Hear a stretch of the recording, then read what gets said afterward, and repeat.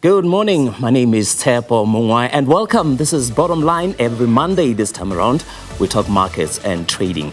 Well, the local market shrugged off another round of tariff threats from US President Donald Trump. On Friday, the JSE touched an intra-day record high of 98,800. Well, if the current momentum continues, we could see the JSE entering the 100,000 level on the All Share Index. Just to give you an idea. Well, on the 23rd of January, the All Share Index was at 83,792. The local market ended the week at 98,687, up 1.3%. The JSE has been powering to a record high week after week. But we know at some point what goes up must come down. The party must come to an end at some point.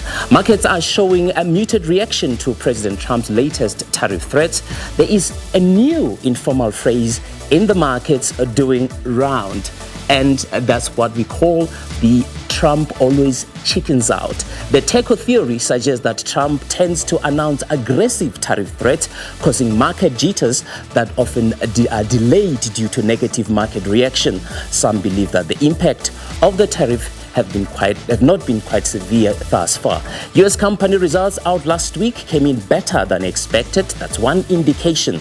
And on the local front, markets will focus on the June consumer price inflation. So let's look at that picture. Consumer price inflation was 2.8% in May, unchanged from 2.8% in April year on year. There's one category to look out for in the June number: food and non-alcoholic beverages. It's something to look out for. Well, meat, specifically beef, has been the main factor behind the rise in food inflation. Fish, in particular hake, was up 9% due to challenges of historically low catch rates offshore. Vegetable, we saw a double-digit increase of interest in more than 60% increase in the rise in beetroot price in May year on year, and maize was up just over 14%.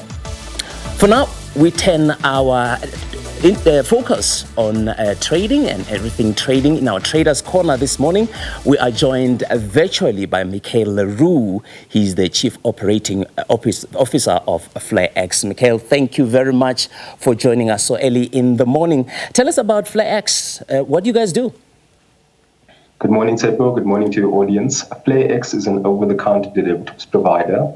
We provide services to a range of financial services providers in South Africa, and newly licensed as such. So, Mikhail, there is a concern that banks and other registered institutions offering retail trading are not doing enough to market their offerings. So people end up being taken advantage or dealing with unscrupulous platforms. Interesting sort of understanding and undertaking. Banks market differently to financial services.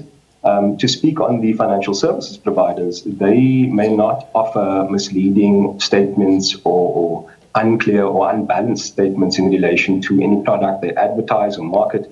And if you are seeing a trading platform coming from a financial services provider that does look too good to be true, it's probably from an unauthorized individual or financial services provider that lacks authority to offer the product or service they're marketing.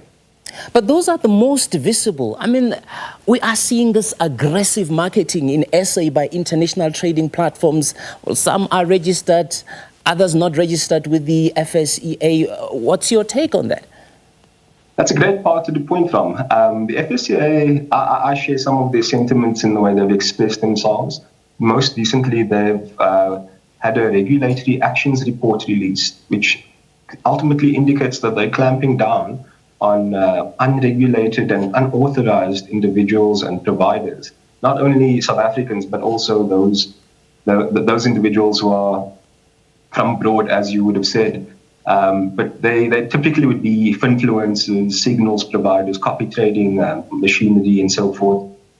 Yeah, there is action behind their statements, and I've seen many an investigation against these providers and these traders, so to speak, who punt these trading platforms who frankly don't have the authority to offer financial services and products.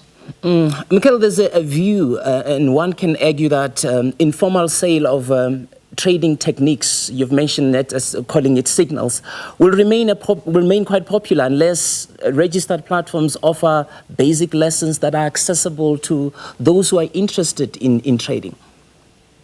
You're spot on. You're spot on. There are several, I would say, young people in this country who are interested in trading that need a great degree of education about what they're getting themselves into. And these platforms do sometimes connect with signals providers and what have you that often mislead the client. But a great place to start if you are a trader without any sort of recommendation about it, but it is learning as much as you can before looking outward. More often than not, the person that is offering a signal or the person that is producing a Telegram group to sort of give you some sort of advice isn't that much smarter than yourself as a typical retail trader. In my experience, that is. So it's really doing the work and understanding the forum that you're engaged in. There's a reason why FSPs, financial services providers, provide disclaimers about their products, because these are highly volatile instruments at times. Right. So it's really about education at the end of the day. Okay.